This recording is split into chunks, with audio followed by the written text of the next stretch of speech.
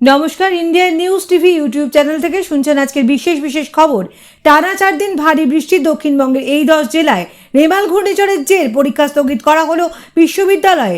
রাতের কলকাতা তছনছ করবে ঘূর্ণিঝড়, টানা বৃষ্টিপাত চলবে। আমাদেরই দোষ, যাদবপুরের প্রার্থী বাছাইয়ে ভুল।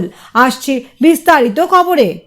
রাতের কলকাতা তছনছ করবে ঘূর্ণিঝড়, টানা 4 দিন ভারী বৃষ্টি দক্ষিণবঙ্গের এই 10 জেলায়।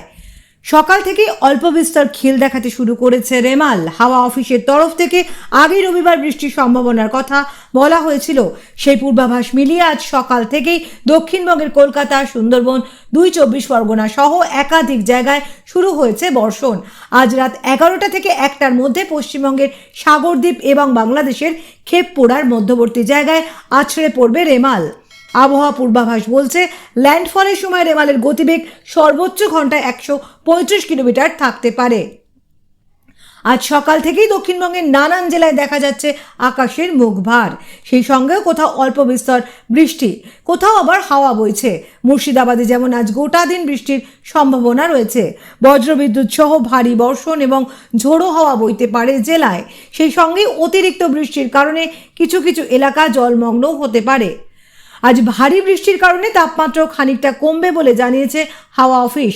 আজ মুর্শিদাবাদের সর্বাধিক তাপমাত্রা 30 ডিগ্রির কাছাকাছি থাকবে। অন্যদিকে সর্বনিম্ন তাপমাত্রা থাকবে 27 ডিগ্রির আশেপাশে।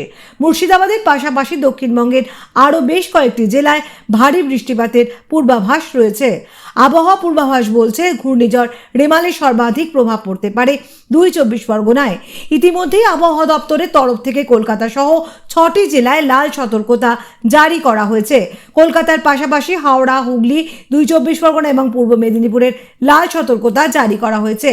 এই জেলাগুলিতে ভারী বৃষ্টিপাতের সঙ্গে ঘন্টায় 70 থেকে 80 কিলোমিটার গতিতে ঝোড়ো হাওয়া বইতে পারে। আমাদেরই দোষ, যাদবপুরের প্রার্থী বাছাইয়ে ভুল। একদা বামগড় হিসেবে পরিচিত যাদবপুরে গত কয়েক বছরে দেখা গিয়েছে জোড়া ফুলের দাপট। 19 লোকসভা নির্বাচনে এই কেন্দ্র থেকে রেকর্ড মার্জিনে জয়ী হয়েছিলেন টলি সুন্দরী মিমি চক্রবর্তী। এবার যদিও তাকে টিকিট দেয়নি মমতা বন্দ্যোপাধ্যায়ের দল। মিমির পরিবর্তে টলিপাড়ায় আর এক অভিনেত্রী তথা যুবনেত্রী সায়নী ঘোষের ওপর আস্থা রেখেছে তৃণমূল। এদিন বৃষ্টি বাদলের মধ্যে সায়নীর সমর্থনে হরিনাভিতে সভা করেন মমতা বন্দ্যোপাধ্যায়। সেই সভায় প্রার্থী পরিচয় করাতে দেখা যায় তাকে। সায়নীকে কাছে দেখে তৃণমূল সুপ্রিমো বলেন, আমার প্রার্থী সায়নী। সায়নীকে এই কারণে দিয়েছিল কারণ আগের বার আপনারা ততটা সার্ভিস পাননি। হরিনাভি নির্বাচনী প্রচার সভায় মিমির নাম না নিলেও মমতা যে তার কথাই বলছেন তা বুঝতে কারোর অসুবিধা হয়নি। কারণ 2019 লোকসভা ভোটে যাদবপুর থেকে জয়ী হয়। সংসদে গেলেও মিমিকে এলাকায় না পাওয়া নিয়ে স্থানীয় বাসিন্দাদের একাংশের মনে ক্ষোভের সঞ্চার হয়েছিল। এবার তাকে টিকিটও দেয়নি তৃণমূল কংগ্রেস, বরং দলের দাপুটে নেত্রী সায়নীর ওপর আস্থা রেখেছে জোড়া ফুল শিবির। টলিউডের পাশাপাশি রাজনৈতিক মহলেও যথেষ্ট সক্রিয় সায়নী। তার রাজনৈতিক দক্ষতা নজর এড়ায়নি তৃণমূলের শীর্ষ নেতৃত্বের। সেই কারণে তাকে যুব তৃণমূলের রাজ্য সভাপতি পদেও আসীন করা হয়েছে। এবার এই অভিনেত্রীর হাতেই তুলে দেওয়া হয়েছে যাদবপুর ঘাসফুল ফোটানোর দায়িত্ব। টানা 4 দিন ভারী বৃষ্টি দক্ষিণবঙ্গের এই 10 জেলায়। ভয় ধরাতে শুরু করেছে ঘূর্ণিঝড় রেমাল। সকাল থেকে শহর কলকাতায় শুরু হয়ে গিয়েছে বৃষ্টি। পাশাপাশি দক্ষিণবঙ্গের একাধিক জেলা, সুন্দরবন, 2 চব্বিশ পরগনাতেও চলছে বৃষ্টি। ধীরে ধীরে আরও বদলে যাবে আবহাওয়া।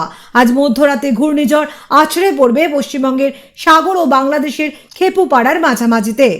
আবহাওয়ার খবর অনুযায়ী আজ রাত 11টা থেকে 1টার মধ্যে আছড়ে পড়তে পারে ভয়ঙ্কর শক্তিশালী এই রাক্ষসে ঘূর্ণিঝড়। পূর্বাভাস অনুযায়ী ল্যান্ডফলের সময় ঘন্টায় সর্বোচ্চ 150 কিলোমিটার বেগে আছড়ে পড়তে পারে রেমাল। সর্বশেষ পাওয়া আপডেট অনুযায়ী প্রতি ঘন্টায় বঙ্গোপসাগরে 90 থেকে 100 কিলোমিটার গতিতে ধেয়ে আসছে রেমাল। আগামী কয়েক ঘন্টার মধ্যে অতি শক্তিশালী ঘূর্ণিঝড়ে পরিণত হবে রেমাল। রেমালের প্রভাবে আজ থেকে দক্ষিণবঙ্গের জেলাগুলিতে ঝড় বৃষ্টি চলবে। রেশ থাকতে পারে আগামী বুধবার পর্যন্ত। রেমাল ঝড়ের সর্বোচ্চ প্রভাব পড়বে দক্ষিণবঙ্গের উত্তর চব্বিশ পরগনা, দক্ষিণ চব্বিশ পরগনা এই 2 জেলায়। 2 চব্বিশ পরগনায় ঘন্টায় 110 থেকে 120 কিলোমিটার গতিবেগে ঝড় বইতে পারে। কখনো কখনো সেই ঝড়ের গতি বৃদ্ধি পেয়ে ঘন্টায় হতে পারে 130 কিলোমিটার। এই 2 জেলায় চূড়ান্ত সতর্কতা জারি হয়েছে।